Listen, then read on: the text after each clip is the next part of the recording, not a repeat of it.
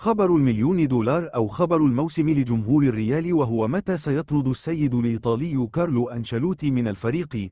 هذا هو بالفعل خبر الموسم لدى الجمهور، بل وربما يكون خبر البطولة الحقيقي هذا العام.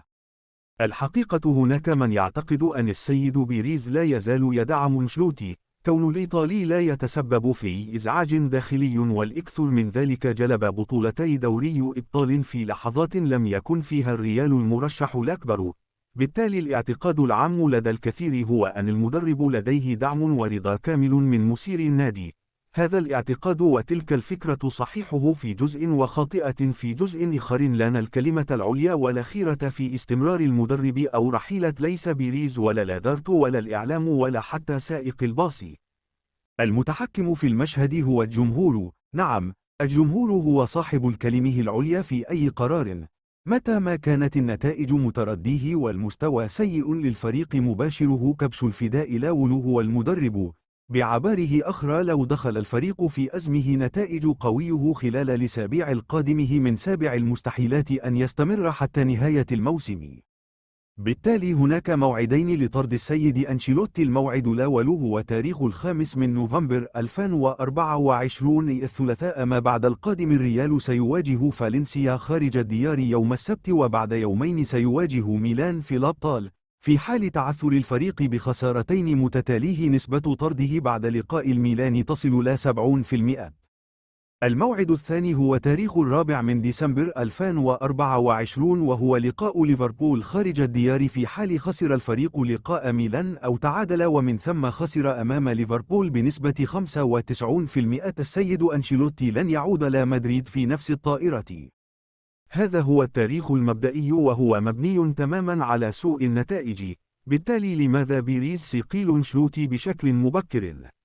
الإجابة الأقرب للحقيقة هي لأن الريال في شهر يونيو القادم لديه بطولة كأس العالم، وهي أول بطولة من نوعها في تاريخ لعبه، ولا يريد السيد بيريز إهدار تلك الفرص ويغامر باستمرار أنشيلوتي حتى نهاية العام وهو لا يقدم نتائج إيجابية أو استقرار فني. بالتالي من الأفضل التوقيع مع مدرب جديد يحضر الفريق لهذه البطولة بشكل مبكر، على اعتبار أن الدوري سيذهب لبرشلونة والإبطال ستكون صعب من السنوات الماضية. سيكون عشاق كرة القدم على موعد مع حدث مثير اليوم الاثنين 28 أكتوبر، حيث يعلن عن الفائز بالكرة الذهبية. تبدأ الاحتفالية في تمام الساعة 9 مساء بتوقيت المملكة العربية السعودية، وذلك في مسرح دو شاتلي بالعاصمة الفرنسية باريس. يتوقع أن يكون هذا الحفل محط أنظار العالم، حيث يتنافس فيه أفضل اللاعبين على جائزة تعتبر من الأكثر تميزا في عالم كرة القدم. إليكم اللاعبين المرشحين لنيل الجائزة: ريال مدريد، كيليان مبابي، جود بيلينجهام، داني كارفيخال، فينيسيوس جونيور، توني كروس، أنطونيو روديجر، فالفيردي، مانشستر سيتي، فيل فودين، روبن دياز، رودري، إيرلينغ هالاند. ريال مدريد قرر إلغاء رحلته إلى باريس لحضور حفل الكرة الذهبية 2024، وذلك بعدما تلقى النادي خبرا غير رسم يؤكد أن نجمه فينيسيوس جونيور لن يفوز بالجائزة. وكان فينيسيوس يعتبر المرشح الأقوى، لكن التوقعات تشير الآن إلى أن رودري هرنانديز لاعب مانشستر سيتي هو من سيحظى بالجائزة. ووفقا لتوجيهات الرئيس فلورنتينو بيريز، قرر تلفزيون ريال مدريد إلغاء بث البرامج الخاصة التي كان من المقرر أن تخصص لحفل الكرة الذهبية لمدة 5 ساعات، والتي كانت ستعرض فينيسيوس كبطل رئيسي. وبدلا من ذلك، تمت برمجة عرض فيلمين هما ريبليكانت و ذا لاست باترول في نفس الوقت المخصص سابقا لتغطية الحفل. وقد تمت دراسة إمكانية حضور إيميليو بوتراغينيو، مدير العلاقات المؤسسية للنادي، الحفل في باريس، إلا أن النادي قرر في النهاية إلغاء التمثيل الرسمي بالكامل، في خطوة تعكس استياء النادي من نتائج الجائزة. بحسب ما فادت به الصحف الإسبانية وبحسب ما كتب مجمل الصحفيين، أن ريال مدريد تواصل بالفعل مع إدارة السيتي متسائلا: هل تم إبلاغكم عن الفائز بالكرة الذهبية؟ كون المنظمين أعلنوا بان لنديه واللاعبين لا يعلمون من هو الفائز. مانشستر سيتي رد على دارة الريال بكل مصداقيه. بان المنظمين عن الجائزة يبلغون بتتويج رودري، بالتالي ما أعلنوه هو كذب من أجل أن تأتي بعثه الريال ولا يتوج فينيسيوس بالكرة، وهو ما كان يريد الوصول إليه السيد شيفرين أمام الإعلام. صحافة ريال مدريد عنونت بان السيتي بالفعل هو أكثر الأندية احتراما في أوروبا بعد هذا التصرف. جاء عدم التتويج المنتظر لفينيسيوس جونيور بالكرة الذهبية ليكون ضربة قوية لحفل فرانس فوتبول المقرر إقامته الليلة. وخرجت الكثير من التسربيات لتؤكد أن فينيسيوس جونيور لن يكون في المركز الأول، وأن رودري سيكون هو الفائز بالجائزة الشهيرة. وكشفت صحيفة ماركا أن منظفي حفل الكرة الذهبية أصيبوا بالخيبة بعد أن قرر ريال مدريد إلغاء سفره للحفل المنتظر، حيث كان متوقع أن يحدث تواجد الملكي زخما في الحفل، وذلك لأنه كان متوقع حضور 50 شخص يمثلون بعثة ريال مدريد. الأشخاص الذين كان متوقع حضورهم هم اللاعبون الفائزون بالجوائز المختلفة وعائلتهم وأصدقائهم وممثلين رسمين عن النادي.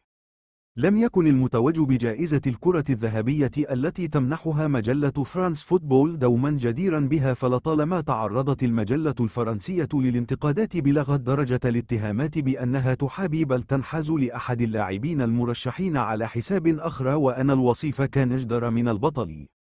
التقرير التالي لهايكورا يستعرض 5 كرات ذهبية إثارت الجدل الإعلامي والجماهيري بشان الفائز بها، تزامنا مع الإعلان عن الفائز بالجائزة للموسم 2023 إلى 2024 اليوم الاثنين. 1. الكرة الذهبية للعام 1992 التي توج بها الهولندي ماركو فان باستن، بينما اعتبر المتابعين أن البلغاري خريستو ستويشكوف أجدر بها بعدما قاد برشلونة للفوز بثنائية الدوري الإسباني ودوري أبطال أوروبا بأهداف وتمريرات حاسمة. 2. الكرة الذهبية لعام 1996 التي نالها الألماني ماتياس سامر من نادي بوروسيا دورتموند على حساب المهاجم البرازيلي الظاهرة رونالدو، فالألماني لم يتألق سوى خلال نهائيات اليورو مع منتخب المانشافت وتوج باللقب القاري، بينما البرازيلي أكل الأخضر واليابس في ذلك العام مع برشلونة ومنتخب السيليساو وسجل أهدافا خرافية. 3. الكرة الذهبية للعام 2000 التي نالها البرتغالي لويس فيغو على حساب الفرنسي زين الدين زيدان، حيث بدا وكان المجلة غيرت معايير اختيارها عكس ما كانت في 1996، فزيدان ابدع في يورو 2000 وتوج مع الديوك باللقب القاري على حساب فيغو نفسه، بينما الخير لم يفعل الكثير في ذلك العام بعدما فشل مع البرتغال ومع برشلونة وخطف الإضواء فقط بخيانته لبرشلونة وانتقاله لغريمه ريال مدريد. 4. الكرة الذهبية للعام 2010 ونالها الأرجنتيني ليونيل ميسي على حساب زميليه في برشلونة الإسبانيين أندريس أنيستا وتشافي هرنانديز، حيث كان إحداهما أجدر من ميسي للفوز بها بعدما توج بلقب المونديال مع منتخب إسبانيا، بينما سجل ميسي انتكاسة مع الأرجنتين في جنوب إفريقيا. 5. الكرة الذهبية للعام 2013 التي نالها البرتغالي كريستيانو رونالدو، بينما كان الأجدر بها هو الفرنسي فرانك ريبيري لاعب بايرن ميونخ الذي بصم على عروض قوية، حيث حقق أنجاز الثلاثية مع البايرن وقاد الديوك لبلوغ نهائيات مونديال 2014 في النزال الفاصل ضد أوكرانيا، بينما لم يحقق رونالدو أي أنجاز في ذلك العام.